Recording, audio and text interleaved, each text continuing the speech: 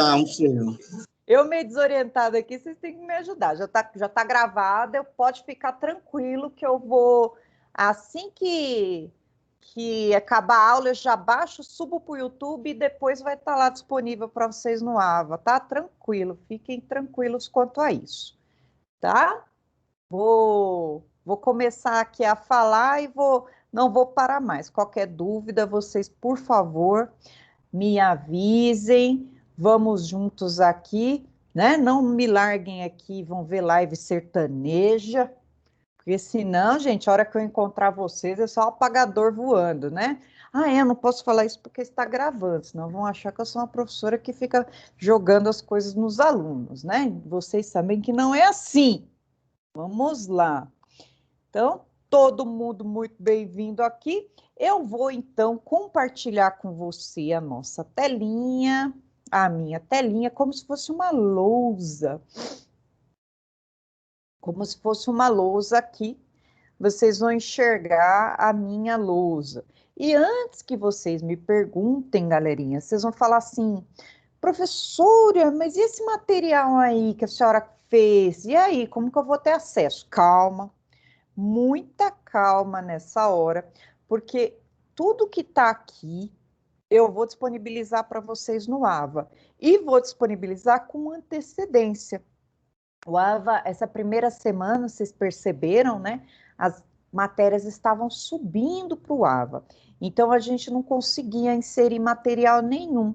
Mas no final de semana eu já vou começar a inserir material e vocês sempre vão ter à disposição antes da aula matéria, para que vocês possam dar uma olhadinha na matéria, saber do que eu vou tratar na aula, ler, que é importante, né? É importante vocês fazerem o autoestudo da matéria, porque daí a hora que eu estiver falando com vocês da matéria, vai ficar mais fácil de entender e vai ser como se fosse uma revisão. Assim fica muito mais fácil da gente entender o conteúdo, tá bom, pessoal? Então, prometo para vocês que eu vou deixar essa matéria disponível para vocês. Final de semana eu vou me dedicar a isso. E também vou deixar o conteúdo já da próxima aula para que vocês já tenham a oportunidade de assistir antes, de ver antes, né, na verdade, o material escrito. Essa nossa matéria não vai ter apostila. Ela é a chamada AMP. A AMP significa é uma disciplina híbrida que quem vai abastecer o AVA sou eu. Então, ela é chamada assim, aula modelo professor. Então, professor que vai lá e coloca o conteúdo para vocês. Quando a aula é AMI, de instituição, aí vocês têm a apostila, tem tudo certinho, né? Fica mais fácil. Nessa nossa disciplina, vocês não vão ter o AVA cheio daqueles exercícios lá para vocês fazerem. Então, a solução vai ser vocês intensificarem lá no desafio nota máxima, fazer os exercícios do desafio nota máxima toda semana, para poder angariar os pontos. Final de semestre é um Deus nos acuda de aluno precisando de pontos.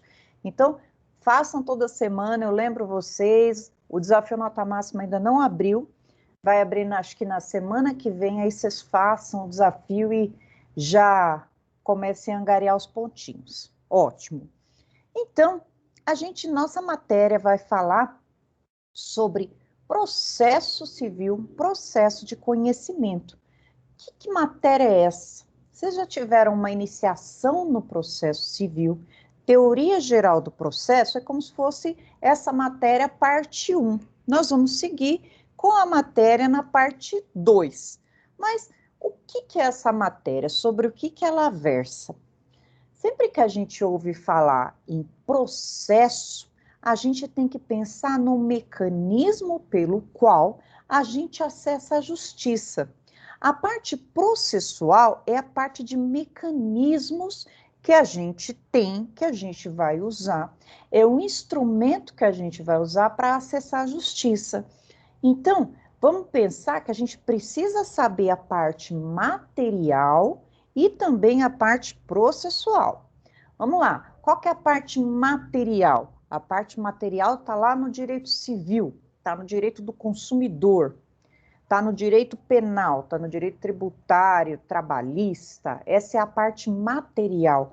Quais direitos que eu tenho? E a parte processual vão estar nas matérias processuais, vai tratar dos procedimentos. Como eu acesso à justiça? Aí, passei na catraca do ônibus, o ônibus decepou meu braço. Tem uma reparação. Eu vou pedir uma reparação civil lá para o Estado. Eu quero uma indenização de reparação do dano. E como que eu faço?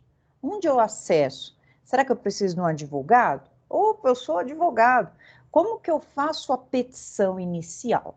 Quem são os atores do processo? Né? Nós vamos começar aqui falando de atos processuais. Quais são os atos que acontecem dentro do processo? O que é uma citação? O que é uma intimação? Para que serve a citação? Quem que é dentro do processo? O juiz, o advogado, o Ministério Público. E qual a função de cada um desses atores do processo? É isso que nós vamos aprender na aula de hoje. E durante o nosso curso, até dezembro, nós vamos caminhar passo a passo, nós vamos aprender, então, quem são os atores do processo, quais são os atos do juiz, o que é uma sentença, o que é uma decisão interlocutória, o que é um despacho, o que é uma carga, né? Já ouviram falar de carga? Vou fazer carga do processo. Que raio que é isso? Uma intimação, uma citação, prazo. Nós vamos aprender o que é uma petição inicial, quais os requisitos da petição inicial e muita coisa além disso. Então, vejam só, quando a gente aprende, então, lá no direito civil, eu tenho direito à reparação por dano moral, aqui no direito processual como que eu busco essa reparação lá na justiça? Como que eu faço para ir lá pedir? Será que só conto a história triste e o juiz vai me dar? Será que eu não preciso pedir? Tem custas para recolher ou o processo é de graça?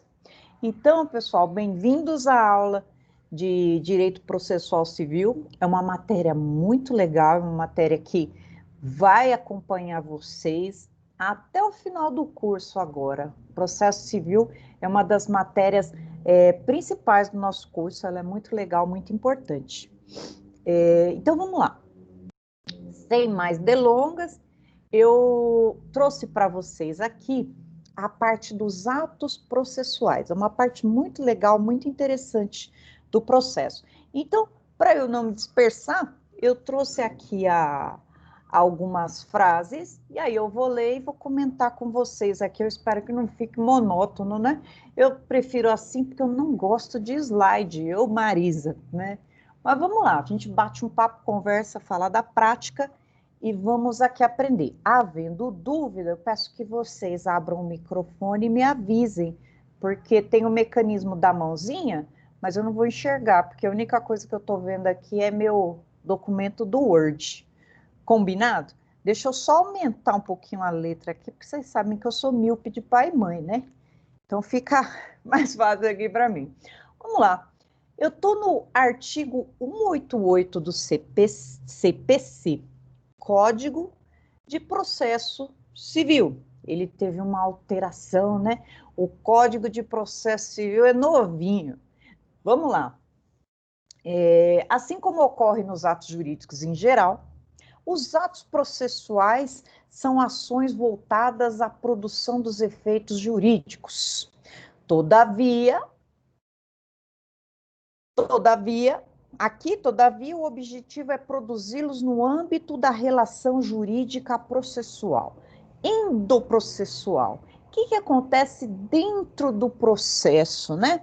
Vamos pensar que no meu tempo, que é agora, o processo era de papel, né? Tinha lá, na verdade, a gente não fala processo, a gente fala os autos do processo.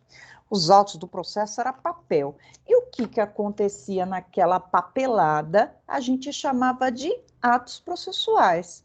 Tinha uma petição, depois essa petição que estava lá solta, ela era juntada, aí depois tinha uma certidão de juntada. uma citação do oficial de justiça, tudo isso aqui era ato do processo. É isso que nós vamos estudar na aula de hoje. Vamos lá. Quanto à forma dos atos, como que tem que ser, né? Advogado antigo gosta de fazer assim, né? Dobra a folha de sulfite no meio, verdade, e começa a digitar daqui para cá. O parágrafo dele é daqui para cá. E não, né? Isso daqui ainda, quando eu comecei, né, a faculdade, eu via que o parágrafo dos meus professores nas petições, né, principalmente nos estágios, lá no final do curso, começava do meio da página para frente. Eu acho, como eu via aquilo, eu nem contestava, né? Faltava estudar filosofia na minha vida para poder contestar as coisas.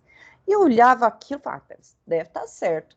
Hoje em dia, a gente estuda e verifica que a forma dos atos processuais ela é livre. Então, o que eu aconselho vocês? Usem a norma correta da língua portuguesa, né? Como que eu inicio uma frase? Parágrafo, 2 dedinhos. Não preciso fazer qualquer forma, não. Colocar espaçamento, enfim, não tem nada disso. Qual que é importante? Você colocar a norma culta da língua portuguesa, escrever direito, né? E o principal, objetividade. Nada de ficar enchendo linguiça nas petições. Vamos falar bastante disso, né? Então, eu coloquei aqui para vocês. Os atos processuais não dependem de forma, a não ser quando a lei expressamente estabelecer. Por exemplo, quando eu vou fazer uma petição inicial, primeiro ato do processo é a petição inicial. Vamos pensar numa reparação por danos morais e materiais decorrentes de um acidente de trânsito.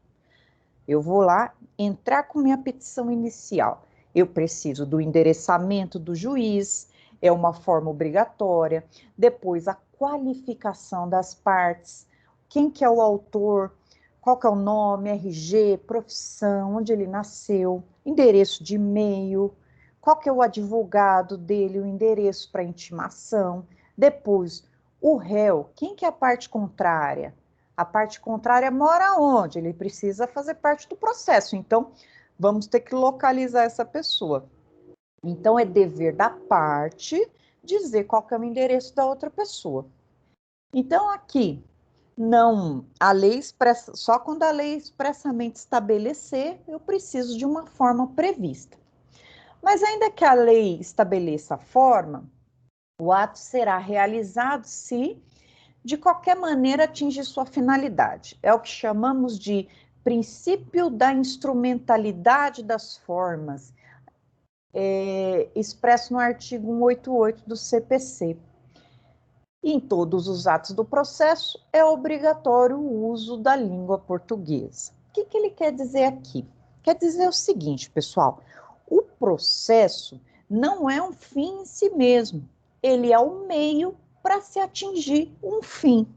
Vamos pensar que eu fiz uma petição, essa petição sobre acidente de trânsito, mas eu coloquei o endereço da pessoa que bateu no meu carro errado. Coloquei o endereço errado. E aí, a forma do processo está errada, né? A forma da petição, da qualificação da parte está errada, já que o oficial de justiça não ia conseguir localizar essa pessoa. Eu ia ter que arrumar, eu ia ter que pôr o endereço certo. Porém, eu liguei lá para a pessoa e falei, olha, eu já entrei com pedido, o oficial de justiça vai aparecer na sua casa. Se você quiser ver lá o processo antes dele ir até a sua casa, o processo está no número tal, na primeira vara do Taboão da Serra. Aí a pessoa ansiosa, né, fala, puxa, o rapaz está me processando, quanto será que ele pediu? Vai correndo lá no fórum, o processo é público, pede para ver o processo. Aí o serventuário da justiça vai lá e fala assim, olha, o senhor é parte? É, então assina aqui, porque daí eu já dou o senhor por citado. Vejam, precisava eu ter colocado o endereço dele certo, mas ele mesmo foi lá no cartório e se deu por ciente do processo. Então, se o ato foi cumprido de uma outra forma, tudo bem, não precisou oficial de justiça ir até ele. Ele foi lá.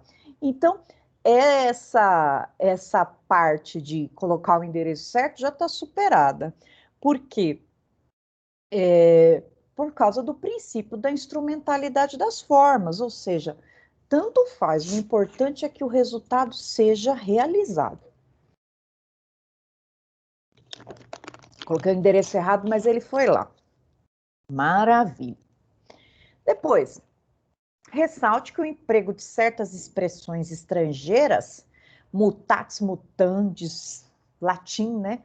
Data venia, verbi gratia, já faz parte do cotidiano forense e não é proibida a utilização. Mas se a gente for querer colocar, né, algum documento em outra língua, algum documento em outra língua, aí a gente precisa colocar uma certidão com um tradutor juramentado. Mas se a gente quiser colocar um latinzinho lá, pode, mas eu não gosto. Mas quem gosta não tem problema nenhum. Um negócio meio Professora, esquisito. Pode falar. posso tirar uma dúvida? Claro.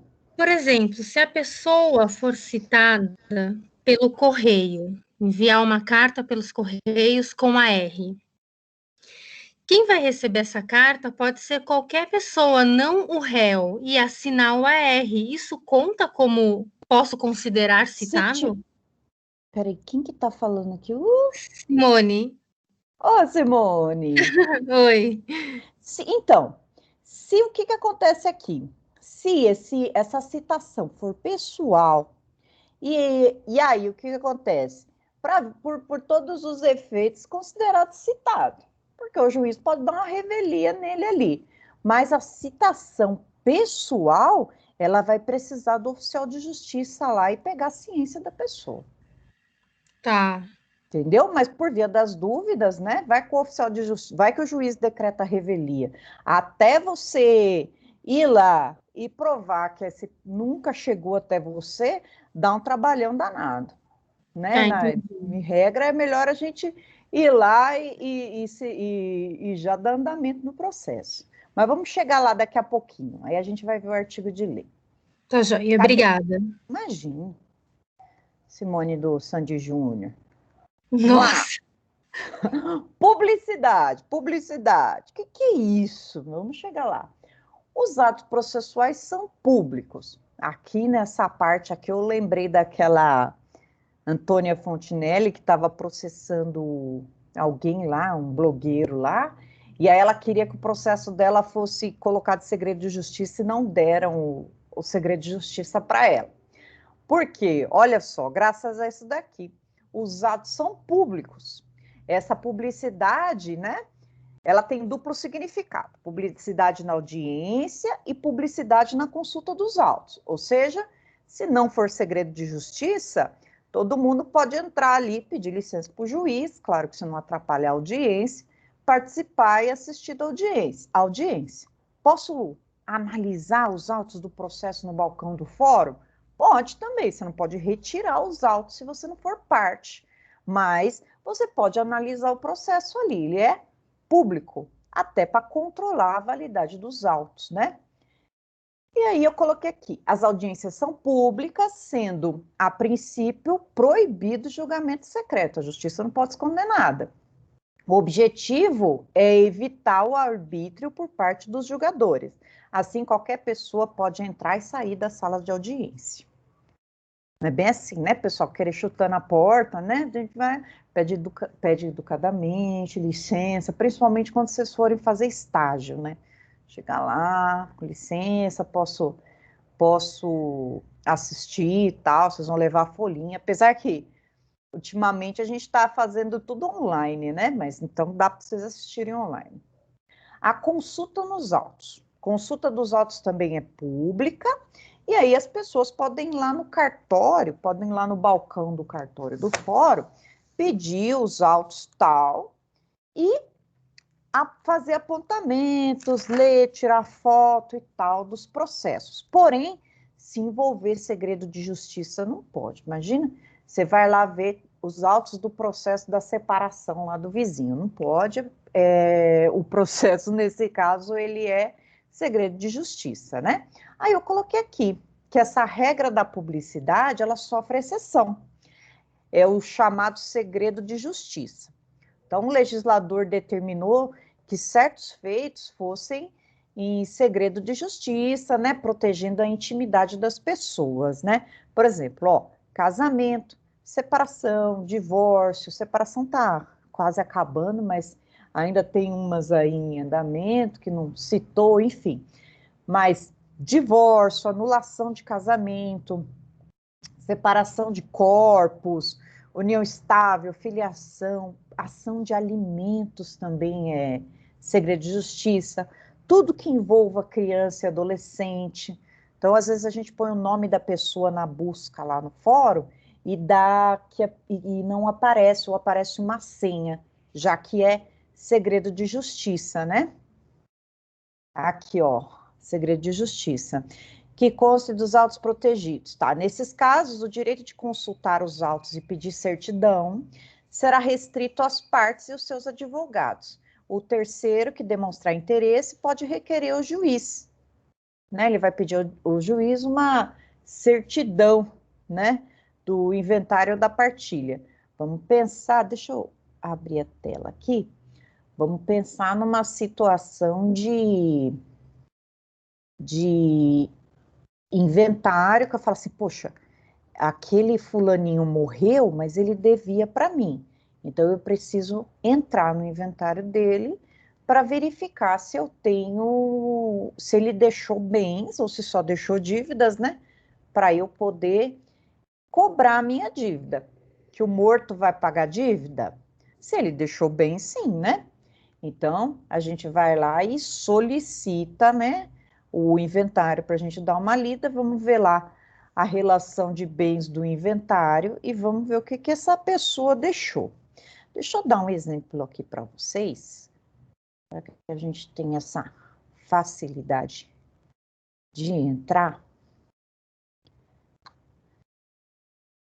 Peraí, vai aparecer, deixa eu ver se aparece. E ó, gente, eu já adianto para vocês que eu tomo um baile desse Teams. Espero não ficar passando vergonha aqui com vocês. Ó, esse aqui, galera, é o site do Tribunal de Justiça, né? Vamos dar uma analisada aí em algum processo que seja público, para eu mostrar para vocês ali dos atos processuais, para vocês terem uma ideia vendo, né? Eu acho legal assim, ó. Depois eu mostro para vocês como que faz petição eletrônica, como que a gente faz um peticionamento, né? Olha aqui, ó. Eu venho aqui em processos. Primeiro, como que eu entrei, né? Vamos começar do começo. Como que eu entrei?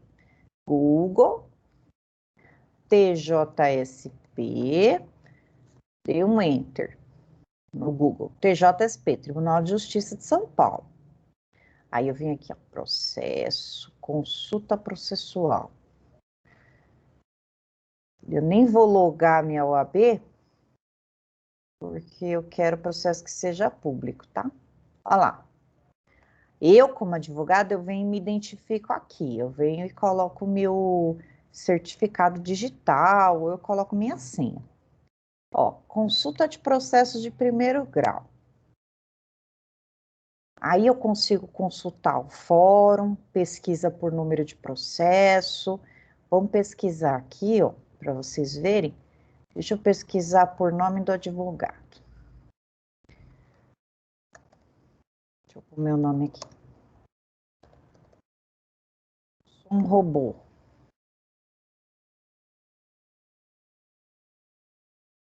Ixi, esse negócio que não é o robô.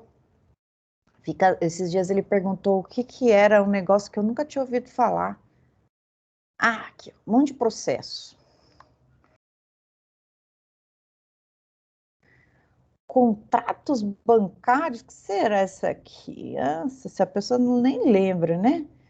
Vamos ver, fazer ou não fazer. Deixa eu ver um que tem alguns atos legais. Tem muito de crime aqui. Desapropriação. Deixa eu ver, eu nem lembro. Deixa eu ver esse aqui. 2014, eu não era nem nascida. 2014. Deixa eu lembrar. Quero mostrar o que é ato processual para vocês aqui, ó. Olha os atos processuais aqui. Ó, vocês estão conseguindo ver essa minha telinha, pessoal? Sim. Sim, olha lá. Sim. Olha os atos processuais. Opa, que legal. Olha que interessante, pessoal. Aqui são os atos processuais. Esse aqui esse processo aqui não eu vou mostrar para vocês o que é um processo digital, para quem nunca viu. Esse processo aqui, ele é físico. Tá vendo, ó? Ó uma decisão aqui, ó. Aqui eu distribuí a ação, foi o primeiro ato, ó. Distribuí a ação. Aí, ó, outro ato, cartório foi o cartório autuou, ou seja, pôs uma capinha nele, e a primeira decisão do juiz, ó, aí o juiz foi e exarou essa decisão aqui. O processo é público, vocês têm acesso. Deixa eu ver se vai aparecer ou se vai ficar aquele pop-up. Não, vai aparecer. Olha que legal. Qual foi a decisão? Será que eu tomei uma bronca aqui do juiz? Vamos ver o que ele falou para mim. Oh. Vamos lá. Ah, aqui, ó. Foi o empréstimo consignado. Esse processo foi um empréstimo consignado que fizeram no nome da senhorinha, que ela não pediu, né? E aí, a gente entrou com uma petição, né? A gente entrou com uma ação pedindo para que fosse declarado que esse empréstimo não existia. E pedimos uma multa diária, né? Uma multa diária pelo descumprimento. Ó, e a juíza deu multa diária de R$ 1.000, ó, tutela antecipada para determinar a imediata cessação de descontos até ulterior deliberação, sob pena de multa diária de R$ 1.000. Sabe quantos dias que eles descumpriram? Acho que foi 30 e poucos dias, 30 e poucos mil aqui, só de multa diária que eles deixaram de cumprir. Mas vamos lá. Aqui é só para mostrar para vocês um exemplo de atos. Cada ato desse, ó, é esse que a gente está falando aqui. Por isso que eu achei legal mostrar para vocês. Cada um é um ato. Deixa eu mostrar, deixa eu ver se eu tenho algum processo eletrônico para mostrar para vocês. Isso aqui é coisa antiga, né? Esse processo é de 2014. Deixa eu mostrar para vocês um eletrônico. Eletrônico, deixa eu ver se eu tenho algum que não seja segredo de justiça.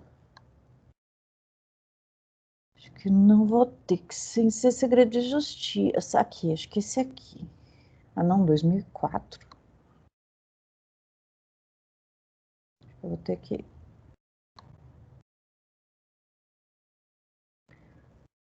Ah, tem mais para lá? Não. Peraí. Deixa eu me logar aqui no sistema, galerinha. O pessoal, a B não é minha, não.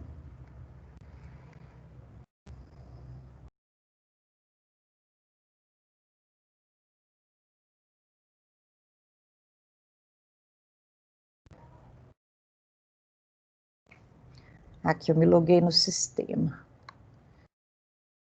Aí mostra para mim as ações que eu tenho. E aí eu vou conseguir, acho que ver mais fácil.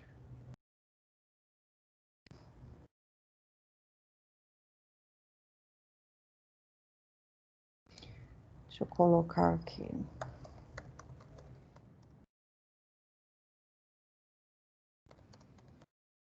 Eu acho que esse aqui é...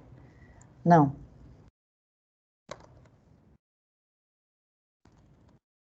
Não vou lembrar o nome do homem que eu tenho, o último que eu fiz.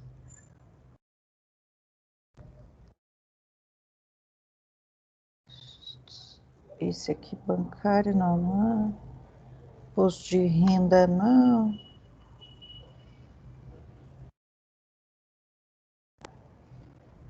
Não precisa que eu não posso mostrar.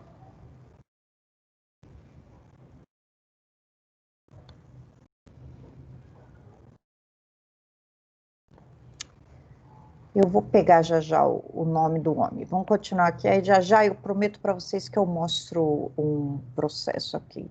Que eu só tenho de segredo de justiça eletrônico aqui, que eu me lembre do meu nome. Deixa eu me voltar aqui para... Eu já quero mostrar lá no processo para vocês terem uma ideia melhor do que eu ficar só aqui explicando, né? Então, as audiências são públicas, salvo se tiver segredo de justiça. Qual que é o segredo de justiça que a gente tem? Casamento, ação de casamento, separação de corpos, tudo que envolve intimidade, né? E tudo que for causas atinentes à criança ou adolescente, segredo de justiça. Aí a gente não pode. Vamos continuar aqui. Então, qual que é a classificação dos atos, né? Nós temos os atos que são das partes. Aqui, ó. A maioria, quando a gente vai lá e dá uma olhada no escaninho do processo, escaninho é como se fosse aquela linha do tempo do processo que fica ali para nós, né? A maioria dos atos ali são atos das partes, né? O autor ou o réu. O autor fala, daqui a pouco o réu fala de novo, né? Eles são realizados pelas partes, pelos interessados no processo, né? Aí a gente chama de atos de abstenção ou atos de disposição, nome técnico. Os atos de abstenção, coloquei aqui para vocês, visam, aparece aqui, visam alguma vantagem processual. Eu estou aqui na petição inicial, na defesa, e os de disposição, eles não querem o direito. Então, a abstenção, não, desculpa, obtenção, abstenção, não sei de onde eu tirei isso. Obtenção, eu quero alguma coisa, eu quero o bem da vida, eu quero uma indenização, eu quero a declaração de união estável, eu quero a declaração de algum direito, eu quero a reparação do dano, ou eu posso também dispor de alguma coisa, né? Por exemplo, eu vou desistir da ação, eu faço uma petição desistindo do recurso, ou eu faço um acordo. Então, nome técnico, ou eu peço alguma coisa ou eu desisto de alguma coisa. Eu tenho obtenção e aqui, ó, disposição. Eu posso dispor, ou seja, não quero. Esses são os atos das partes. Eles vão produzir efeitos imediatos. Aqui está lá no CPC. Ó. Muito interessante isso aqui salva vidas. Ó. Os atos processuais realizados pelas partes, eles produzem efeitos imediatos. Não depende da homologação judicial. O que é isso? Vamos supor que eu vá lá e coloque assim, faço uma petição, o juiz coloca assim, digam as provas que pretendem produzir. Aí eu vou lá e falo que eu não quero ouvir testemunha, que eu só quero o depoimento pessoal da parte. E aí o que acontece? Já surge efeito a partir dali. Então, o que ele diz? Que os atos processuais realizados produzem efeito imediato, independente do juiz homologar. Homologar significa o juiz aceitar. Então, se eu renuncio um direito, renunciou ali, né? Depois não adianta chorar, não consigo voltar atrás, né? Salvo no caso de desistência da ação. Se eu coloco lá a petição para o meu cliente liga lá no escritório e fala, olha, doutora, eu quero desistir da ação, não quero mais saber desse processo, eu vou lá e protocolo um pedido de desistência. Fala, ó, você vai ter que arcar com os custos, hein? Ah, não, tudo bem. Aí daqui a pouco ele liga e fala, nossa, que loucura, não queria desistir da ação, não. Aí, nesse caso, ainda dá tempo de voltar atrás. Olha só, quando diz respeito à desistência da ação, lá no artigo 200, eu preciso da homologação do juiz, ou seja, o protocolo, e aí vai para o juiz. Só vai ter efeito de desistência a partir do momento que o juiz homologa. Então, coloquei aqui a desistência da ação, somente produzirá efeitos depois de homologada. Assim, o autor pode oferecer a petição e desistir. Aí ele volta atrás. Enquanto não houver homologada, ele pode voltar atrás. Tem gente que tem a paz de espírito, né? Vai lá hoje, protocola uma petição, e aí o cliente liga desistindo. Fala, não quero mais desistir da ação, não, doutor. Quero continuar. Aí você fala assim, ah, não, dá tempo, né? O artigo 200 fala que até o juiz homologar, aí ele vai lá e protocola uma petição desistindo de desistir, pedindo para não levar em consideração a petição anterior, né? O que eu, Marisa, aconselho fazer? Vai lá correndo e despacha com o juiz. Fala, excelência, olha, quero, porque vai que chega lá no juiz antes da nossa petição e o juiz homologa, aí ferrou, né? Então, eu acho melhor a gente ir lá e resolver. Em resumo, atos das partes.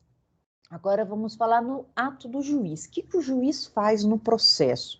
Dentro daquele escaninho ali, depois que eu terminar de explicar, eu vou lá e vou mostrar para vocês um exemplo de ato da parte, um exemplo de ato do juiz, um exemplo de ato de andamento do serventuário, vamos lá ver. Mas eu vou pegar um processo digital aqui. Atos do juiz. São 3 os pronunciamentos do juiz. Primeiro, isso aqui é importante porque quando a gente estiver estudando o recurso, a gente precisa saber qual que é o ato proferido pelo juiz, se ele tem conteúdo de decisão ou só de andamento do processo. Lembra que o processo é uma sequência de atos. Se esse ato dele tem decisão ou se é só uma sequência. Olha lá, o que é, por exemplo, uma sentença? São 3 tipos de atos do juiz. Ou ele despacha, ou a sentença, ou ele profere uma sentença ou uma decisão interlocutória, que ela não põe fim ao processo. Olha lá. Sentença é o ato que põe fim ao processo do conhecimento do primeiro grau. Resolve ou não o mérito. Deixa eu traduzir para vocês aqui. Sentença é o ato que põe fim ao procedimento de conhecimento do primeiro grau. O que é conhecimento? Conhecimento é da petição inicial até a sentença. Nesse caminho, nós vamos mostrar para o juiz se nós temos direito ou não, por meio de provas. Ação de conhecimento significa o desenvolvimento do processo para se verificar se a gente tem direito ou não a determinado bem da vida. Eu tenho direito à indenização? Eu tenho direito ao reconhecimento da filiação? Eu tenho direito aos alimentos? E isso vai ser declarado durante o processo de conhecimento. Então, o juiz sentenciou, sim, você tem direito, ele está julgando o mérito, ou seja, o pedido que você está fazendo. Ou ele fala, não, você não tem direito a essa indenização. Ele está julgando o mérito também, dizendo, não, você não tem direito à indenização. É o mérito, é o pedido. Ou ele vai e extingue o processo sem o julgamento do mérito, porque eu não fiz um pedido, minha ação estava inepta. Eu não fiz o pedido ou eu não declarei, o juiz não conseguiu entender nada na minha petição. Nesse caso, não julgou o mérito. O que ele fez foi extinguir o processo. Então, nesse caso, eu conserto o processo e entro novamente. Então, a sentença, ela põe fim nesse primeiro grau, né? Ela pode resolver o mérito, dar ou não dar o que eu pedi, ou não resolver o mérito, porque a ação não tem condições de prosseguir, já que ela não consegue se desenvolver porque falta algum requisito essencial. Nós vamos aprender os requisitos da petição inicial na próxima aula. Maravilha, então sentença é o mais simples, né? A sentença, ela põe fim ao processo, acabou o processo de primeiro grau ali. E uma decisão interlocutória, o que é isso, galera? Olha lá. Decisão interlocutória é o ato que resolve uma questão incidente. Ele não vai resolver o processo em si. É um pedido lateral que a gente faz ali. Sem, no entanto, pôr fim ao processo. Ou seja, eu fui e fiz um pedido liminar.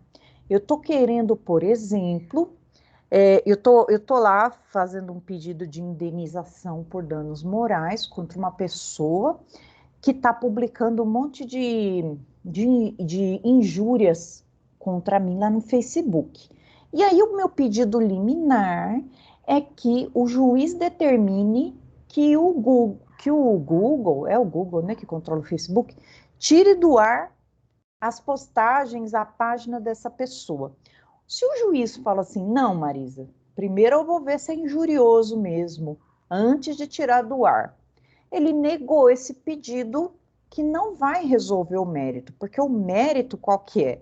O mérito é a reparação, é a indenização. O fato dele tirar do ar é um dos pedidos, mas não vai resolver o processo. Então, ó, eu coloquei aqui, é o ato, o que é decisão interlocutória? É o ato que resolve uma questão incidente, sem, no entanto, por fim no processo. Aí eu coloquei exemplo aqui, decisão que concede ou nega a tutela antecipada, decisão que resolve incidente de contradita de testemunha, acolhendo ou rejeitando a oitiva. É que eu coloquei o negócio errado aqui. A oitiva, etc. Então, vejam, o fato de eu falar que eu quero contraditar a testemunha, o que é isso? Na hora da oitiva das testemunhas, eu verifico que uma testemunha que está ali, ela é combinada lá fora. Então, eu vou falar que ela é inimiga da minha parte. Então, ela vai ali para inventar um monte de coisa. Então, eu vou dizer que essa testemunha vai macular o processo. E aí o juiz pode decidir, pergunta para ela, e o juiz fala assim, não tem nada a ver, continua. Ele me fala não, é uma decisão interlocutória. Eu pedi para não ouvir, ele conversou, achou melhor ouvir. Vejam que o que eu estou querendo explicar é que na decisão interlocutória não termina o processo. Eu faço algum pedido no decorrer e ele me diz sim ou não, mas não julga. E por fim, no despacho.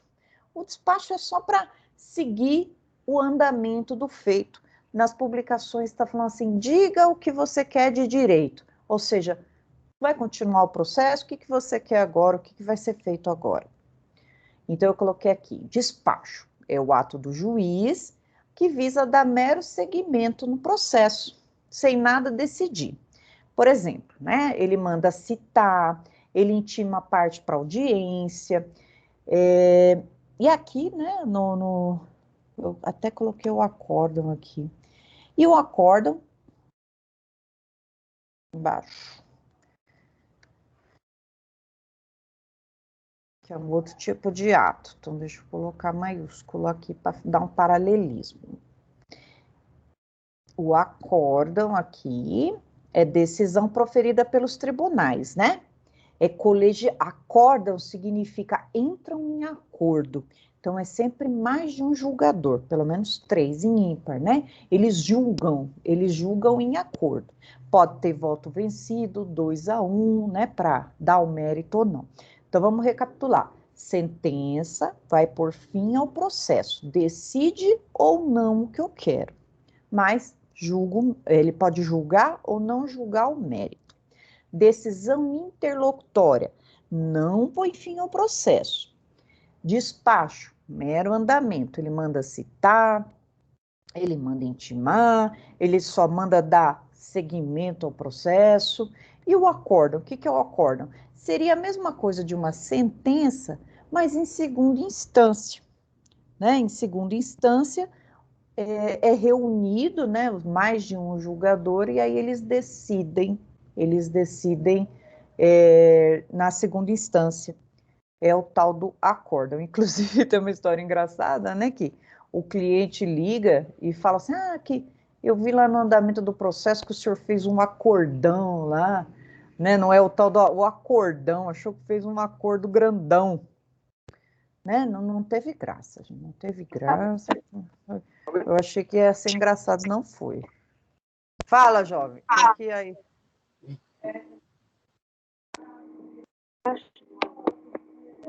Oi, que eu não ouvi nada, só ouvi o barulho da live aí do Bruno Marrone.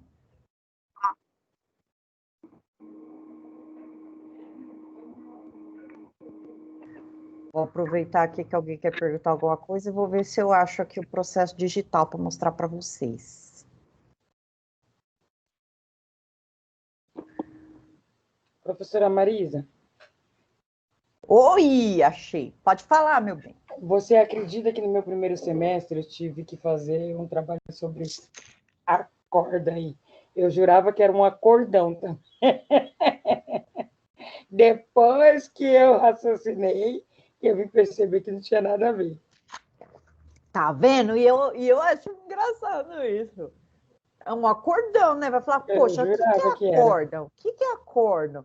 até a gente entender que é porque as pessoas entraram num acordo, dá uma volta muito grande, não é? Foi, em meu primeiro semestre eu tive um trabalho sobre ele. E eu tomei pau, tipo assim, nos primeiros dias para raciocinar o que que era. Aí pesquisei até descobrir realmente o que que era. É um acordão. Que não era um acordão. É um acordão isso aqui é um acordão. Professora, tudo bem? Não estava do não dar um acordão, não? Peraí, gente, deixa eu voltar, que eu estava pegando o processo digital, que eu falei que eu ia mostrar, e não mostrei nada. Quem que era do acordão aqui que eu não estava vendo? Quem que fala o nome? Quem falou primeiro foi eu, a Flávia. Ah, Flávia. Fui eu, Marcelo. Oi, Marcelo. Do acordão, Marcelo, fala aí. Acabei acordando aqui, ó. Tava dormindo, acordei. Ô, gente, a minha gatinha dormiu, viu? Eu até vou falar para vocês que eu tenho que fazer um arsenal aqui de bolinha para na hora que eu tô na live eu ficar atacando para ela, porque ela vem aqui e fica inconformada que eu tô falando aqui, ela fica brava. Então vocês acordem porque as coisas acontecem na minha live, é que eu tô falando, daqui a pouco passa o gato aqui na minha frente, o negócio é punk. Vamos lá, galera. Vamos lá que falta o quê? 300 páginas só. Achei processo digital para mostrar para vocês aqui, galera. Quero mostrar aqui os atos, sentenças. Vamos ver se... Quero mostrar o acordão aqui. Cadê? Achei.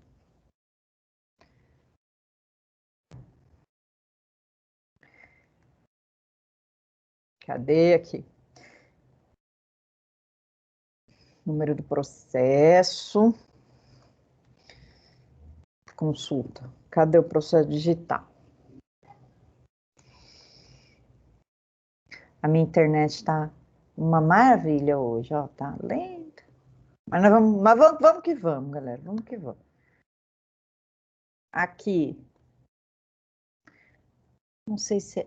Aqui, vamos ver essa requisição de pequeno valor aqui. Só para mostrar para vocês o processo digital. Esse aqui é o que eu me lembro que eu posso mostrar que é um... Olha lá. Olha os atos processuais aqui, pessoal, ó. Tem um ato processual meu, minha petição. Gente, o processo digital é a coisa melhor desse mundo. Melhor coisa desse mundo é um processo digital. Olha só, eu estou em casa de pantufa, não estou de salto, né? Cobertinha aqui no colo e olhando o processo digital. Olha que maravilha, gente. Processo digital é vida. Olha lá, tem um ato da parte meu. Estou pedindo aqui, né? Eu estou executando a fazenda pública e eu estou pedindo aqui, eu estou requisitando um pequeno valor que o juiz julgou de honorários, né? Olha lá, aí um ato da parte, minha petição inicial aqui, ó. Petição inicial, tá cá.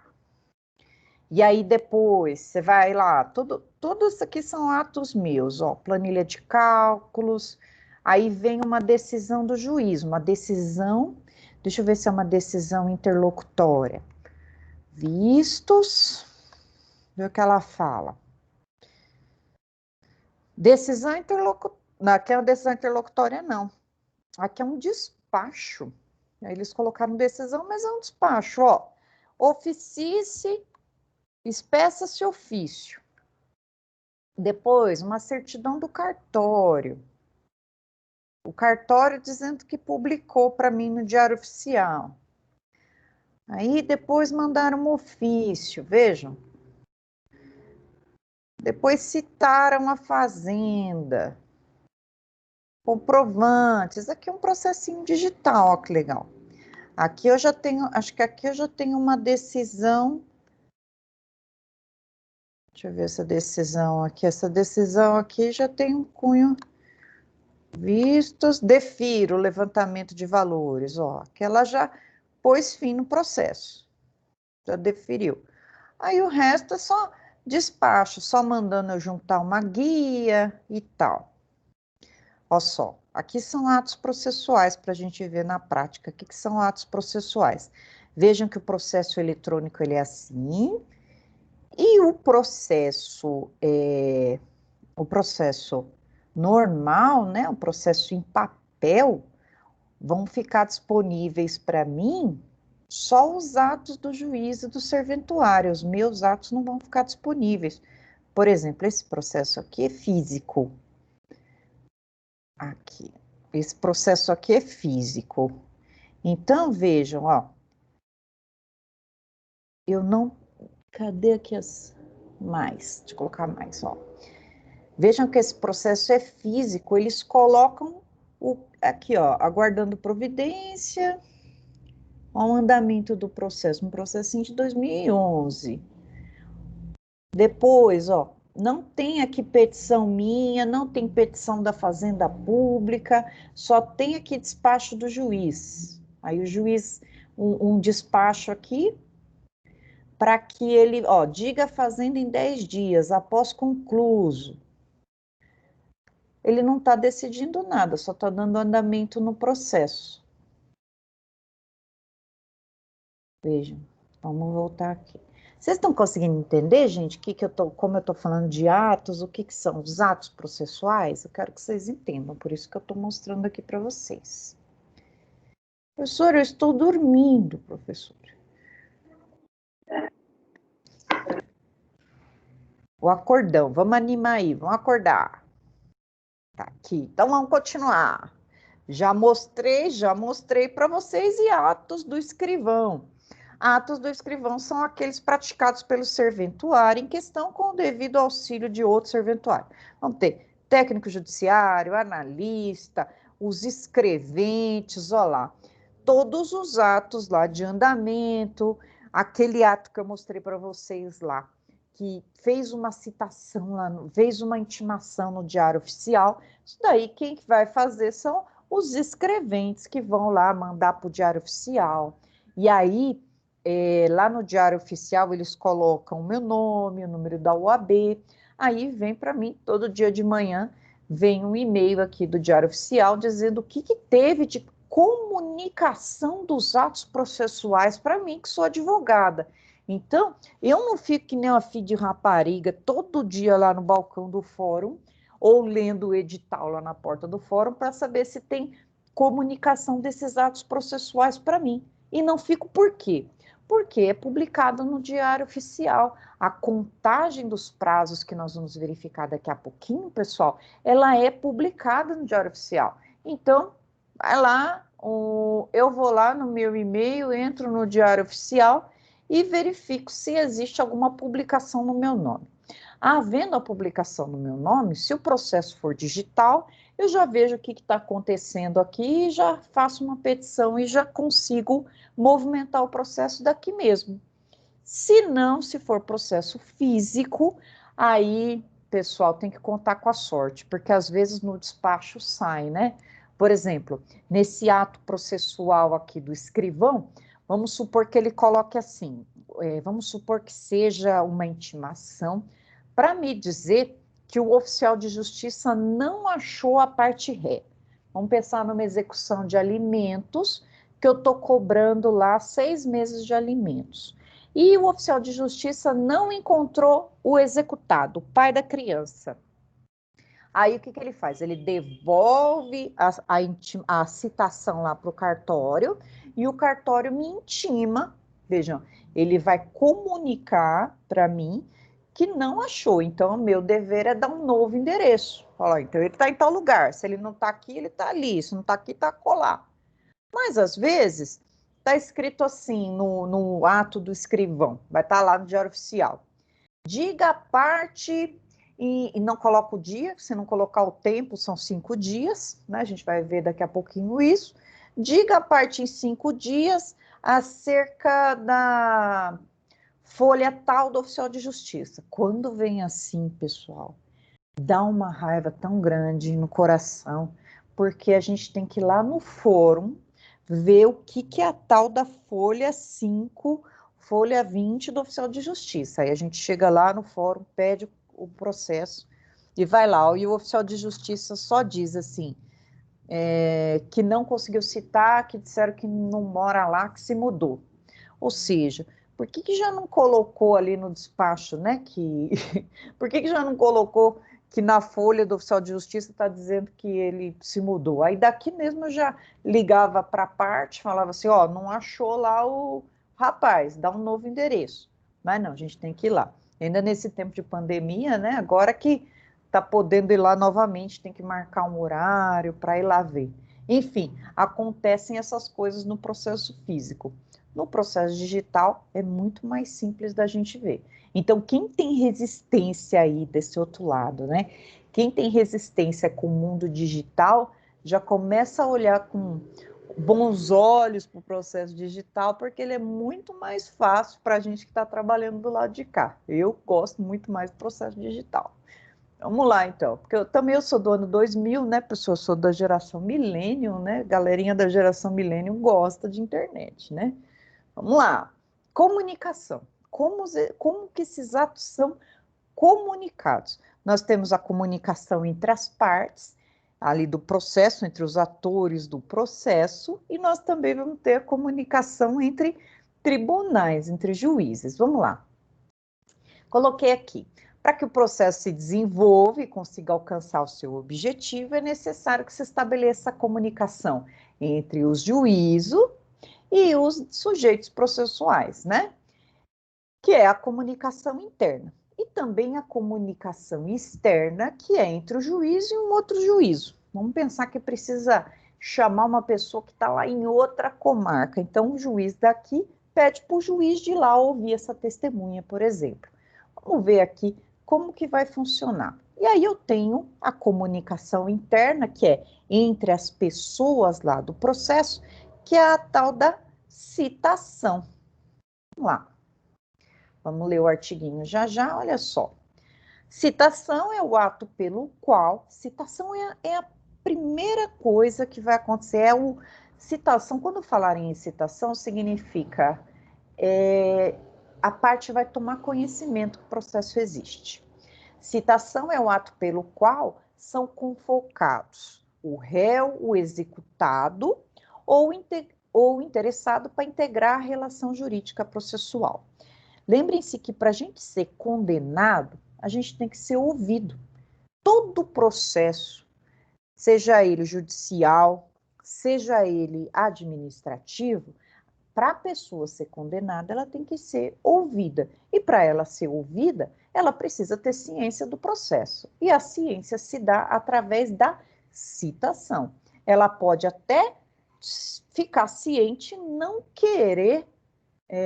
ela não querer mexer, não querer procurar advogado, deixar o processo correr à sua revelia. Porém, ela vai ter as perdas processuais decorrentes disso. Mas ela nunca aparecer no processo, né? Vai ter que suspender, vai ter que fazer uma citação ficta, que a gente vai ver já já.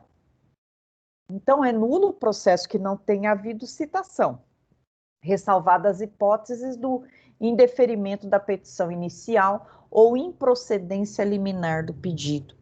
É possível até que o réu não compareça, mas não se admite que ele não seja citado, né? Graças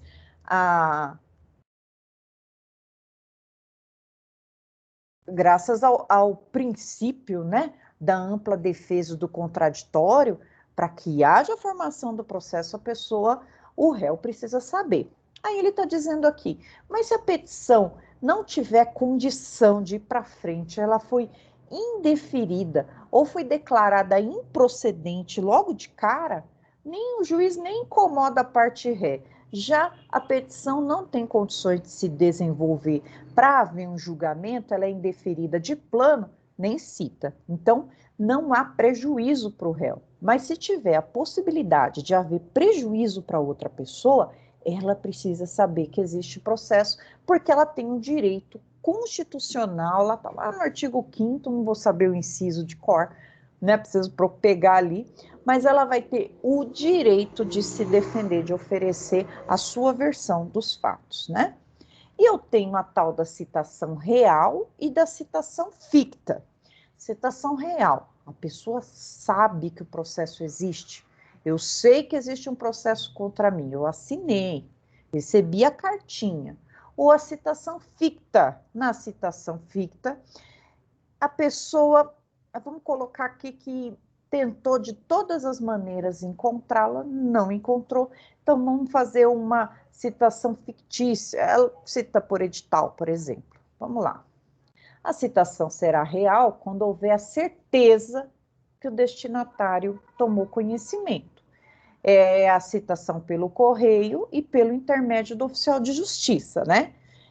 Nessas situações, como há necessidade que o réu ponha assinatura no aviso de recebimento ou cópia do mandado, haverá uma certeza que ele tomou conhecimento. Aí, nesse caso, né, foi a pergunta da Simone. Ela falou, mas e se foi outra pessoa que assinou? O problema é, eu já vi casos, né, que a pessoa foi lá e fez uma rubrica, e o rapaz do correio nem falou, ô fulano, assina, tal, põe um RG, e o juiz entendeu que era ele ali. Mas cabe uma nulidade ali, dizer, não foi ele e tal, mas a gente não quer correr esse risco e ter que movimentar o processo, né? Mas tem matéria aqui para brigar e dizer que não chegou no conhecimento dele, né? Mas chegou no conhecimento da mãe, né? Então é provável que ele saiba do processo. Essa aqui é a citação real. Citação real, então, oficial de justiça, que é o mais seguro que tem, e a citação pelo correio, né? Vai ter casos expressos na lei só por oficial de justiça. A citação ficta, pessoal, ela tem uma presunção que a pessoa saiba, né? Eu imagino que aquela pessoa saiba do processo. Então, tá aqui assim, ó. É aquela que é uma mera presunção ou ficção que o destinatário tomou conhecimento. Aí aqui se inclui citação por hora certa, feita quando a suspeita de ocultação do réu que fora procurado 2 vezes. Aqui funciona assim, né? Quando a gente entende que nas ações, né? A gente está lá, vamos pensar numa ação de alimentos. A gente sabe que a pessoa mora na rua 13, número 5. Aí mandamos o oficial de justiça lá. O oficial de justiça vai uma vez, pergunta para os vizinhos, tá trabalhando. Aí o oficial de justiça volta 8 da noite. Aí bate lá, não tá. Aí vai, não tá bom. Aí vai lá, manda o advogado falar. O advogado vai, liga para a parte, né, na ação de alimentos, ela fala, não, ele está escondendo, porque ele está lá sim, ele mora lá. Aí a gente pede a citação por hora certa. O oficial de justiça, então, retorna lá, avisa os vizinhos, deixa um papelzinho debaixo da porta, dizendo assim, que ele vai voltar tal dia. Aí todo mundo avisa, ele volta tal dia. Não encontra, vai voltar outro dia. Volta outro dia, não encontra, aí ele presume que a pessoa está se furtando de ser citada, né? Aí ele vai lá e dá aquela pessoa por citada, né? Fala assim, olha, ele está sabendo que eu estou aqui e não me atendeu porque não quis. Tenho certeza que aquela pessoa estava se ocultando? Não tenho, por isso que ela é citação ficta. O processo corre à revelia dessa pessoa. Depois, citação ficta, eu falei para a citação por hora certa e o edital. O edital, pessoal, aí a gente tem certeza que a pessoa não sabe, né? Na citação por edital, tentou todos os jeitos, esgota as tentativas de encontrar essa pessoa.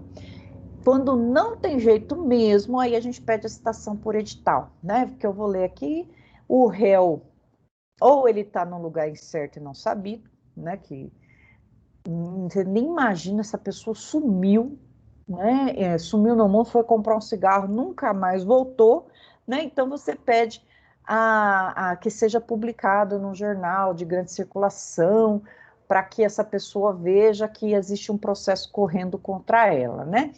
Aqui, nessas situações, não tem certeza que ele tomou conhecimento. Quem que fica lá olhando no jornal se tem uma citação, um processo contra si? Ninguém, né?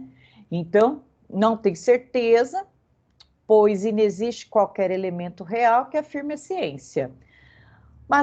Mas uma presunção da lei, né? Presume-se que aquela pessoa procurou de todo jeito, não achou, o processo continua. Então, a citação vai produzir efeito e a citação válida, ordenada, induz a litispendência, torna litigiosa a coisa e constitui em mora o devedor. Que é isso, né? Significa, se já tem a ação em andamento, citou, já mostra que aquela ação está em andamento, então não pode ter outra ação igual, outra ação com o mesmo pedido e com a mesma causa de pedir. Torna litigiosa a coisa, já tem um processo em andamento e já está em mora aquela pessoa, se for uma execução, já deixa a pessoa em mora. Mora significa demora, então já começa a incidir em cima daquela dívida, juros e correção monetária, né?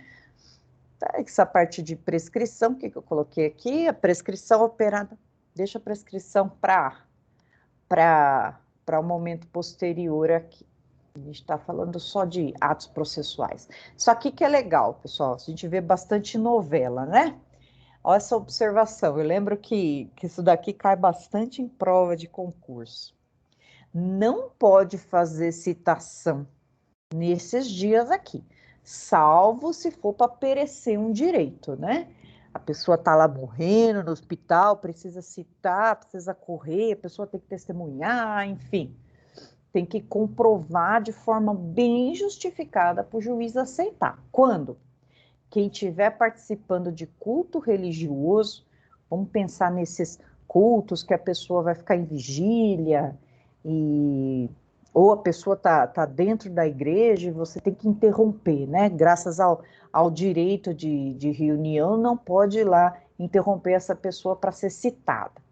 Depois, de cônjuge, companheiro ou de qualquer parente do morto, consanguíneo ou afim, em linha reta ou linha colateral, pai, mãe, tio, irmão, no dia do falecimento e nos 7 dias seguintes. Então, o oficial de justiça não pode ir lá no velório, no enterro, citar ninguém, só na novela, né? Na novela vai até no dia do casamento.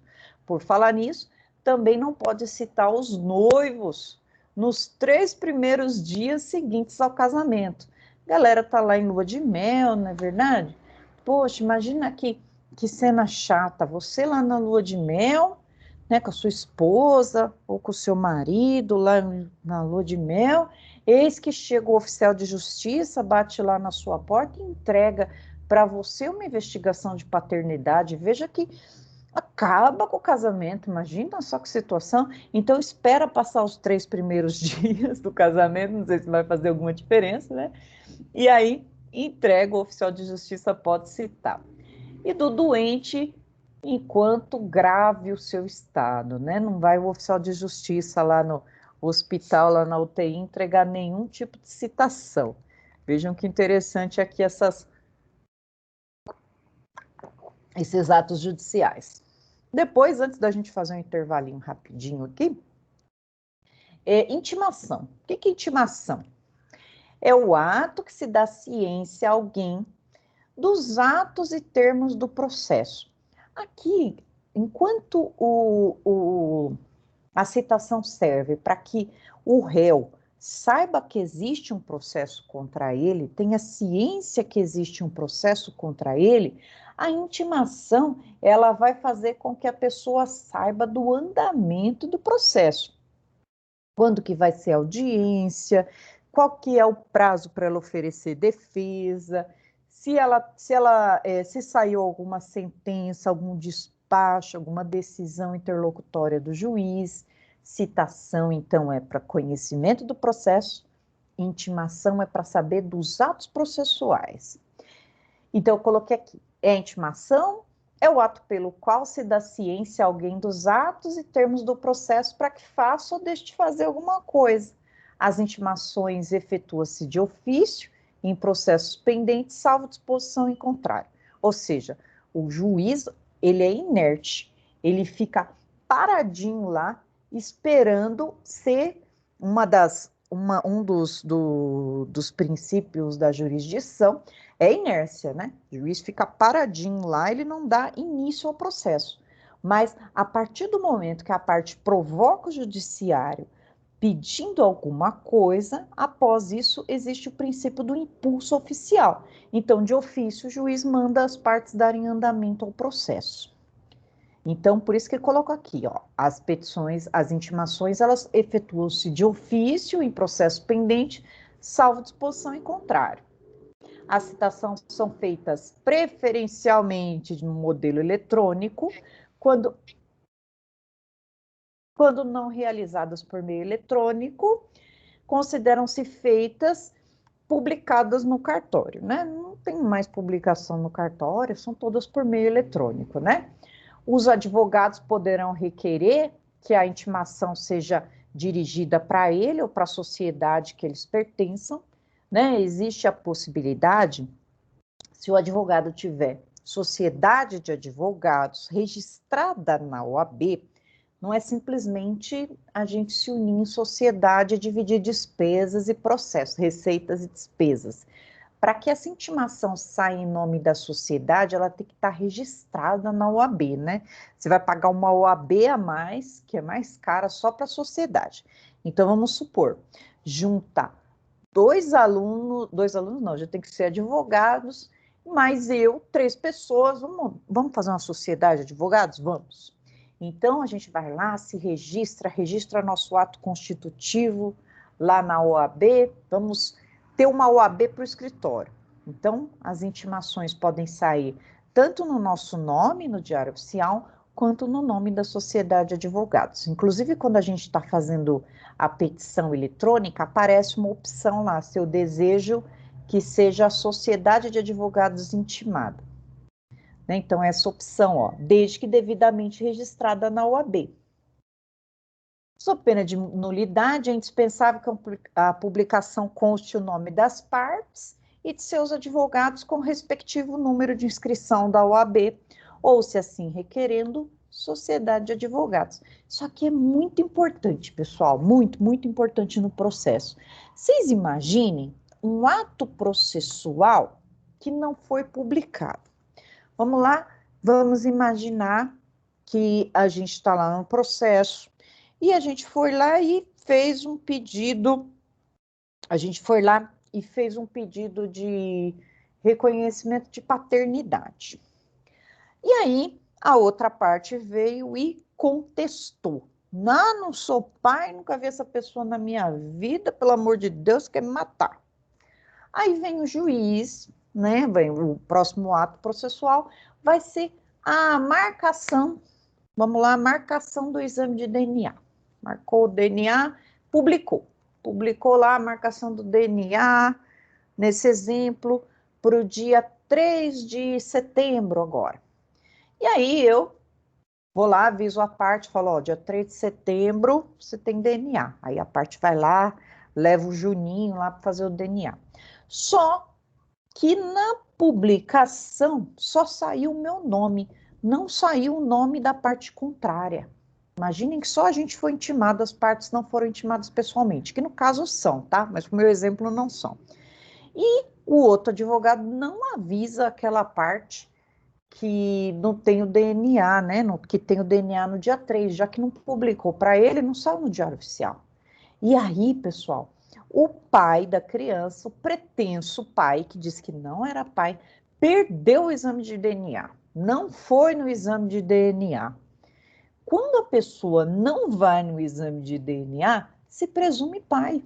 Se ele não quis ir, presume-se pai. E aí?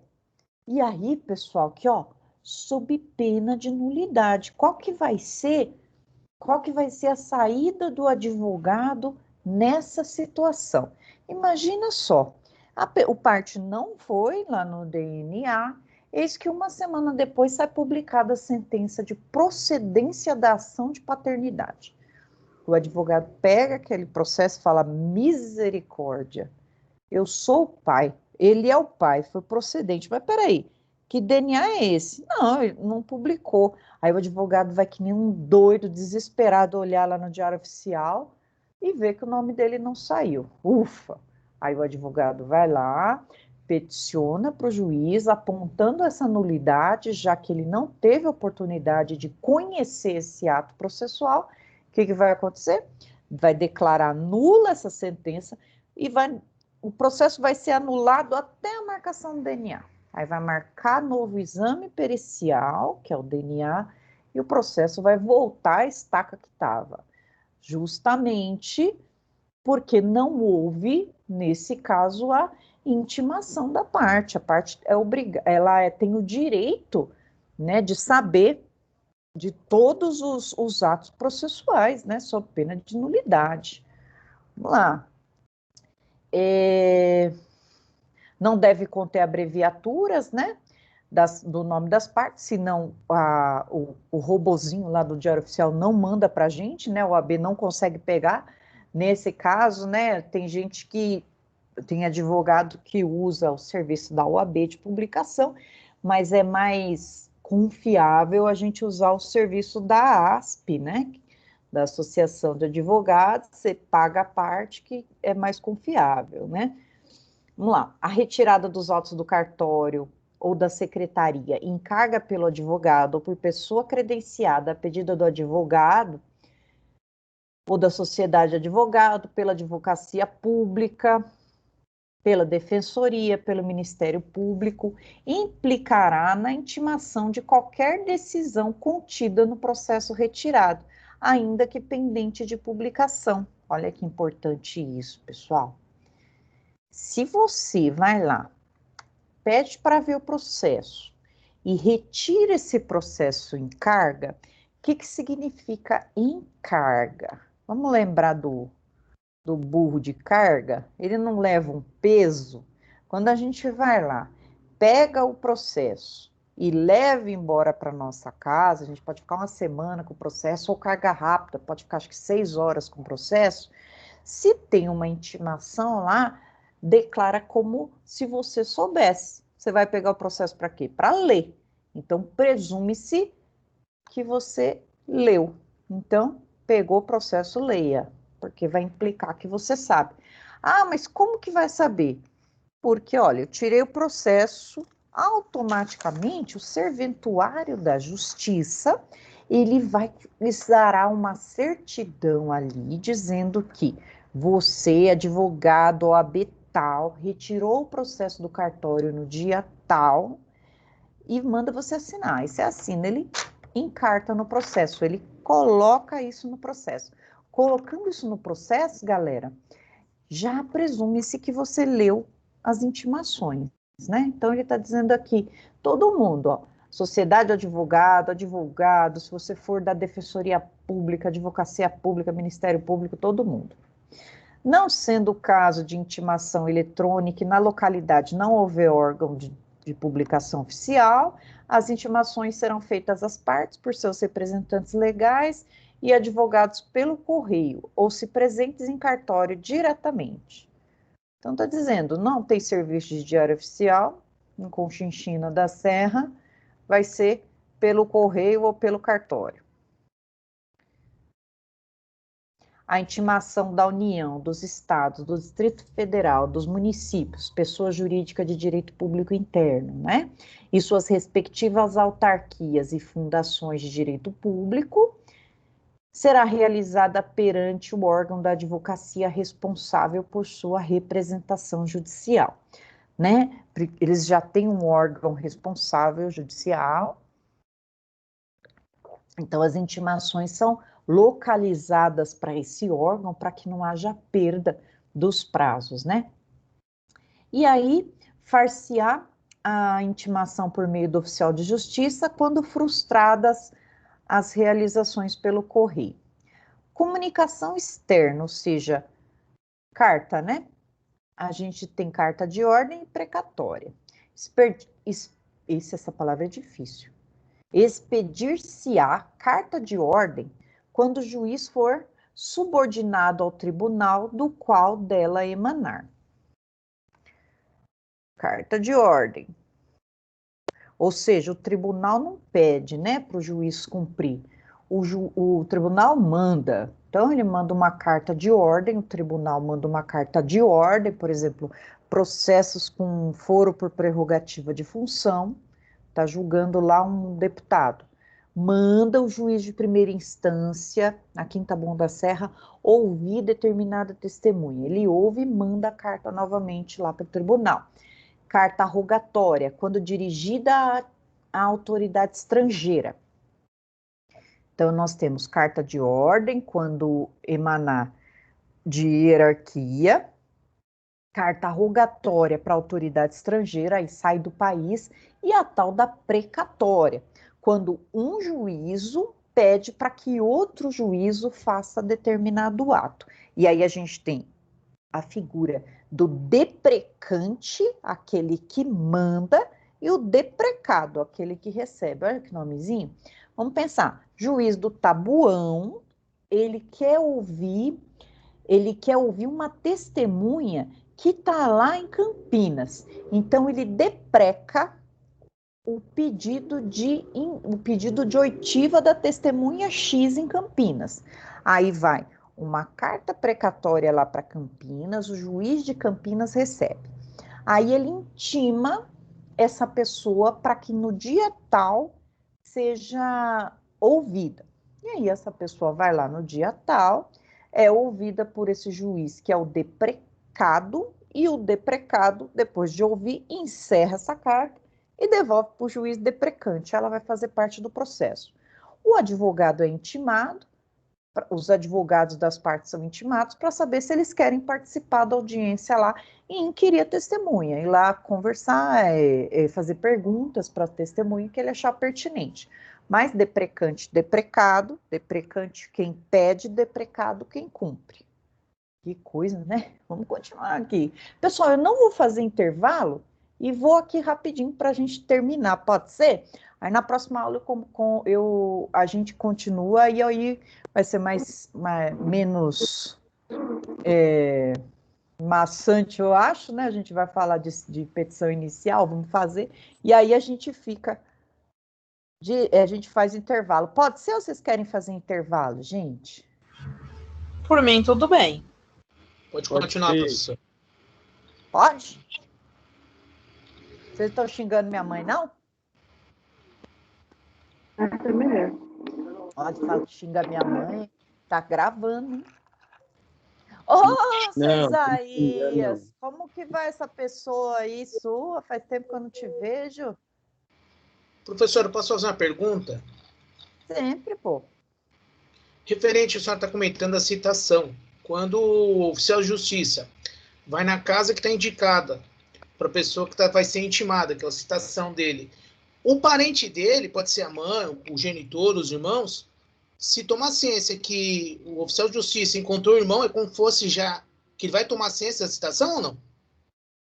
Então, depende. Tem casos que a lei fala que a citação tem que ser pessoal, tem que ser aquela pessoa determinada.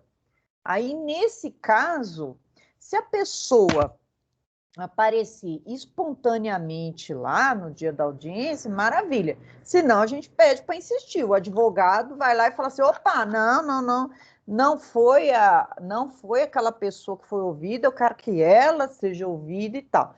Mas, geralmente, eles vão pressupor que a pessoa está sabendo sim, viu, Isaías? Eu tenho muito medo de deixar assim e o juiz decretar a revelia. E outra pergunta, professora, referente à precatória. O advogado pode deixar formulado as perguntas para ser assistida pela testemunha? Para ser feita no dia da audiência? Aí você me pegou, hein? Ele pode, não acredito que não. Ele vai ter que, se ele quiser que formule, pode designar alguém para ir lá e fazer o interrogatório lá, hein? Porque lá o juiz vai conduzir a precatória e se não tiver advogado lá, vai ser nomeado um advogado plantonista, né? Aí pode até ser que o juiz faça as perguntas e tal. Mas vai ficar... Pode até falar que houve um cerceamento de defesa, mas o certo é o advogado ir até lá. Mas não tem correspondente, professora? Tem. Mas eu digo assim, se você não pagar para o advogado ir lá, Eu posso colocar um advogado correspondente. O que é isso? Vamos esclarecer, né? Eu estou aqui em Itapecerica e vai ter uma carta precatória lá para São José do Rio Preto. São José do Rio Preto. Aí chegar lá, eu posso pegar um advogado correspondente de lá, acesso o site lá de advogado correspondente, pego um advogado de Rio Preto, combino com ele a diligência, o cliente vai pagar, né? Obviamente. Aí o advogado vai lá e faz as perguntas que eu quero lá para a pessoa. Agora, do jeito que o Isaías está falando, já deixar peticionado sem ele ir, não vai conseguir, não. Só se o juiz vai fazer as perguntas que ele achar pertinente ali. Ele pode até perguntar o que você coloca lá, frisar que você gostaria de fazer essas perguntas. Mas na lei não vai estar indicando que é obrigado a responder o que o juiz quiser, não. Deixa eu tirar uma dúvida. Professora, outra pergunta. Rapaz.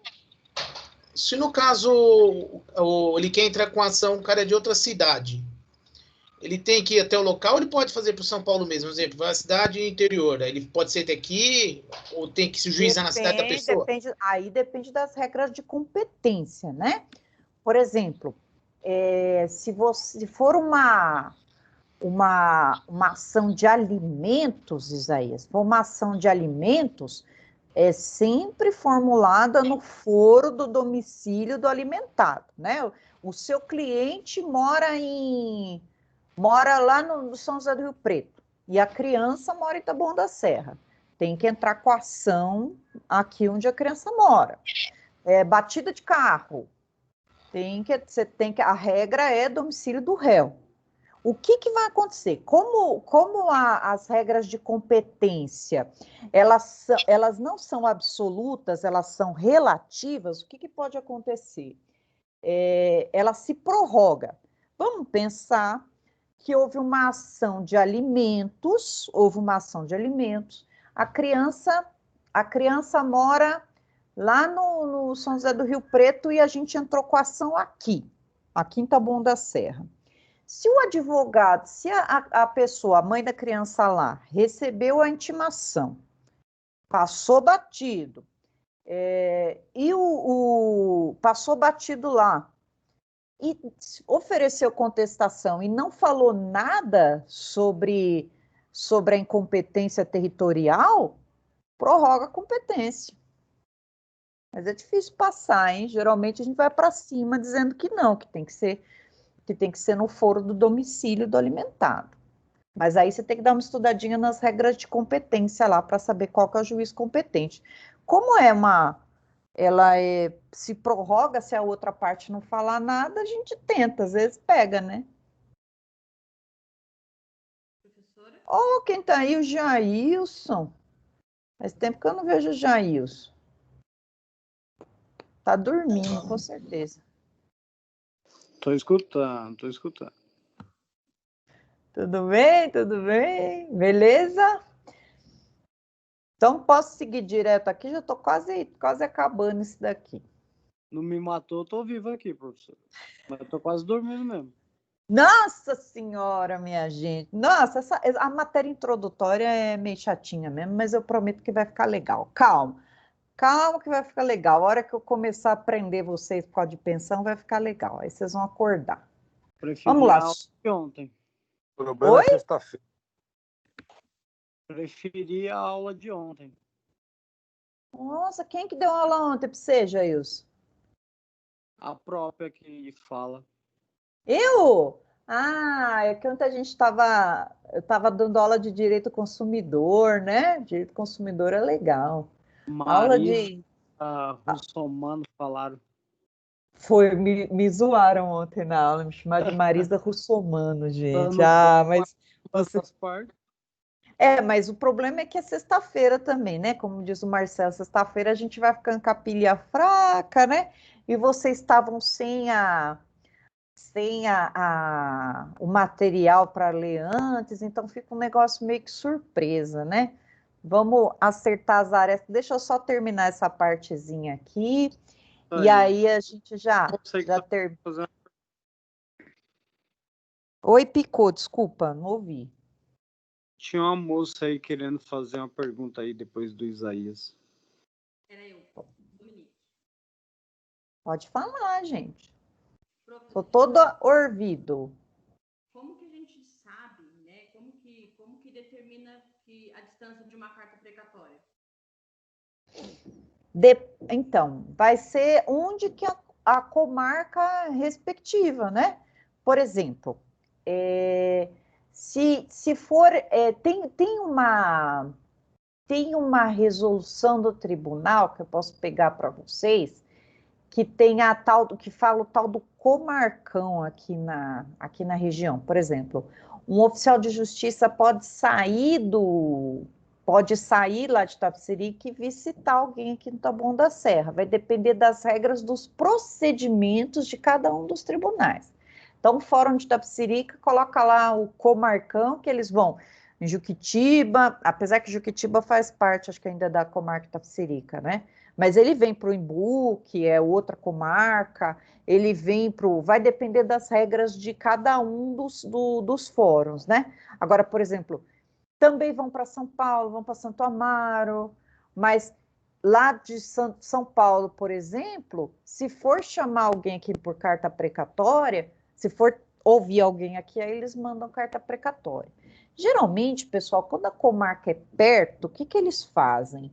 Eles mandam um oficial de justiça até um pouco mais longe, né? Claro que se não for justiça gratuita, a pessoa vai pagar a diligência do oficial de justiça, mas é muito mais rápido do que uma carta precatória. Carta precatória demora pra caramba. Eu tive um processo que foi uma carta precatória para o Nordeste, mas demorou demais. Nossa Senhora! Aí chegava lá e ainda não achava o cidadão. Carta precatória é um Deus nos acuda. Então, para ter mais celeridade, você pega um oficial de justiça legal, que tenha boa vontade, aí é tudo de bom. Aí ele vai em tudo que é lugar e resolve os problemas. A maioria, assim, do pessoal que a gente pega, o pessoal faz mesmo. Vai lá e vai para cima e resolve, porque se for por carta precatória, é terrível. Mas, respondendo sua pergunta, vai depender dos procedimentos de cada um dos tribunais. Eu tenho que pegar o regimento para dar uma lidinha ali, até onde que eles vão, e eles cobram por ato, aí tem quilometragem, enfim. Aí você tem que depositar previamente as custas para ele poder ir em outra localidade. O que não pode, no caso, é um juízo interferir na localidade do outro. Quando isso acontece, precisa mandar a carta precatória. Vamos só terminar aqui, então eu falei aqui, ó, quando for dirigida à estrangeira, vai ser a carta rogatória, a precatória, então, quando solicitada em juízo de mesma hierarquia, só que em comarca diferente.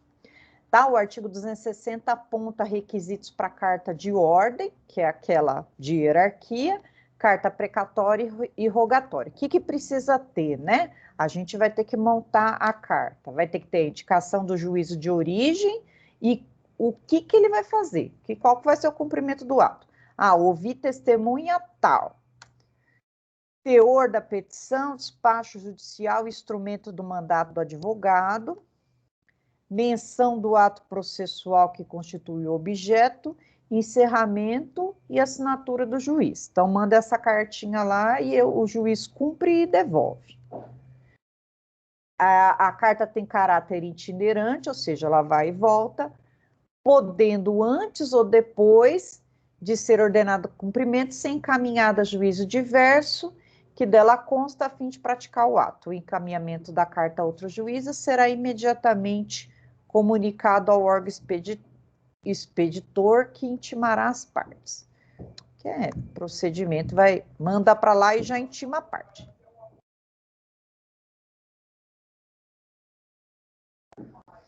Só para a gente terminar, vamos falar só um pouquinho dos prazos. Olha só, prazos legais.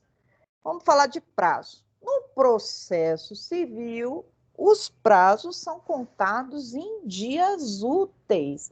O advogado civilista tem fim de semana, galera. Olha que maravilha. Ele pode descansar no final de semana, né? E aí nós vamos ter prazos legais, que a gente tem que cumprir, prazos judiciais, que se não cumprir, tudo bem, né? Não, mentira, todos os prazos têm que ser cumpridos. Prazos legais, prazos judiciais, peremptórios e dilatórios. Os prazos legais previstos em lei. A lei vai fixar ali os prazos e eles devem ser cumpridos, dias úteis, né? Publicou hoje, né? Conta o próximo dia útil e se cair no final de semana, prorroga. Olha lá, são realizados nos prazos previstos em lei. Por exemplo, eu tenho contestação 15 dias, apelação 15 dias, vai estar lá escrito no processo. O prazo judicial, o que é? Prazo determinado pelo juiz. O juiz vai determinar o prazo. Quando o juiz não estipular o prazo, eu tenho uma regra lá de 5 dias. Não tem, o juiz não colocou nada, 5 dias. Pessoal, não percam prazo. Prazo sempre vai terminar um dia antes. Para o OAB não, que eles querem saber se vocês sabem contar prazo direitinho. A gente vai saber contar prazo direitinho. Mas, para a nossa vida prática, tentem sempre não deixar para a última hora, porque tudo pode acontecer na última hora, né? Prazos peremptórios são aqueles que não podem sofrer prorrogação. Eles são os prazos legais geralmente são peremptórios, ou seja, se você deixa de cumprir, você perde o direito. E quem que é o maior fiscal desse prazo é a outra parte. A pessoa foi citada para oferecer defesa, não ofereceu defesa no prazo legal, o autor da ação já está ali no pé dizendo assim, opa, perdeu o prazo, revelia. Tudo que ele disse ali, tudo que eu disse sobre matéria de fato é verdade, porque operou-se a revelia. Aí ele junta a petiçãozinha dele, eu adoro fazer essas coisas, né? Ele junta a petição fora do prazo. Aí você faz uma petição pedindo para o juiz para desentranhar, para tirar a petição de lá, porque ele perdeu o prazo. Eu tenho até uma história, eu fiz uma ação de execução de alimentos, e aí o advogado perdeu o prazo, né? Ele perdeu o prazo, só que ele juntou, gente, ele comeu uma bola danada, ele juntou com quase 5 dias de diferença no prazo. Só que ele juntou a defesa com os comprovantes de pagamento. E aí eu nem liguei, fui lá e fiz a petição para o juiz para desentranhar do processo a defesa. E o juiz foi, já que é o prazo legal, né? O juiz não pode fazer nada, juntou fora, então não ofereceu defesa, é a mesma coisa de não oferecer a defesa. Aí ele foi, tirou o processo, tirou a defesa. Só que depois, né, veio a dor na consciência, né? Porque o rapaz, ele tinha juntado todos os comprovantes de pagamento das pensões da criança, só que a mulher, ela tinha conta negativa. Então, caía o dinheiro para ela e ia para o cheque especial. Ela nem via, né? Vamos supor, tá lá 300 reais negativo, caía lá a pensão, cobria o valor e ela nem via que caía. Ela não tinha nem visto que ele estava pagando. Só que o advogado dele comeu bola. Eu fiquei com tanta dó, que eu chamei ela e mostrei para ela, né? Processualmente eu não falei, mas eu falei, olha, o rapaz pagou, só que sua conta está negativa. Ele estava pagando. Ele não estava pagando no dia certo, mas ele pagou, olha só, e fez as contas, enfim, a gente estava cobrando ali, era R$4.000, fizemos as contas, ele não estava devendo nem 600. Então, eu conversei com ela ali, eu podia muito bem, pessoal, porque a lei dá essa prerrogativa para o advogado de falar, não ofereceu defesa, já era. Manda penhorar os bens, não era caso de prisão, porque eram pensões antigas. Mas eu conversei com a mulher e falei, olha, não é justo, né? Pela boa fé aqui, tá errado, né? A senhora tem que controlar a sua conta e ver que ele estava depositando. Mas vocês veem como o advogado pode acabar com a vida da pessoa. Então, a gente tem que prestar muita atenção dos prazos, né? Enfim, nesse caso eu fui a boazinha da história, o rapaz pagou lá direitinho e depois eu conversei com ele. Falei, ó, rapaz, começa a pagar em dia e guardar seus comprovantes aqui e avisa que você pagou, né? A gente não pode falar mal do colega, mas foi uma situação bem interessante aqui, que eu espero que nenhum aluno meu perca um prazo desse, né? E também a gente tem que agir com boa fé, né? A pessoa pagou, poxa, vou usar o mecanismo da justiça para ferrar alguém, eu tenho meus princípios ali, os valores morais, né? Mas vamos lá. Os prazos judiciais fixados pelo juiz, quando a lei não estipular o prazo, o juiz fixará, atentando à complexidade. A lei não menciona qual prazo para entrega do laudo, deixa que o juiz fixe. Então, nesse caso, gente, se a lei não falar nada, 5 dias. E nem o juiz falar nada, a gente vai lá usar 5 dias, está lá no CPC. Prazos peremptórios não sofrem prorrogação, já tinha falado. E o prazo dilatório, o que é isso? São os suscetíveis de redução ou prorrogação. A gente vai e pede, desde que feito ao juiz antes do vencimento. Uma coisa muito importante, né? A gente só pede mais prazo antes do prazo acabar, né? Se você tem 10, se o juiz te deu para você juntar ali você tem que juntar ali o novo endereço da pessoa. E você não conseguiu, então você tem 5 dias, no 4º dia pede a prorrogação de prazo. Não espera vencer o prazo, porque pode ser tarde demais, tá, pessoal? Então, o que está aqui? Nas comarcas de difícil transporte, o juiz poderá prorrogar quaisquer prazos, mas nunca por mais de 2 meses. Em caso de calamidade pública, poderá ser excedido o limite em questão.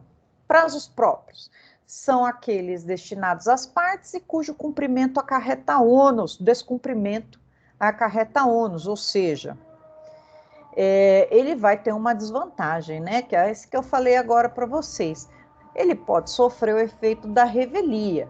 Revelia significa presume-se verdade tudo aquilo que a outra parte falou, se ele não cumpriu o prazo. Não juntou a defesa no prazo certo ou não apresentou defesa, revel.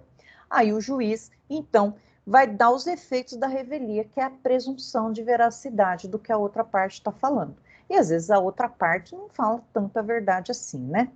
E o prazo impróprio, o que é isso? São destinados aos juízes e demais protagonistas da jurisdição, né? O juiz tem prazo para sentenciar, prazo para despachar, né?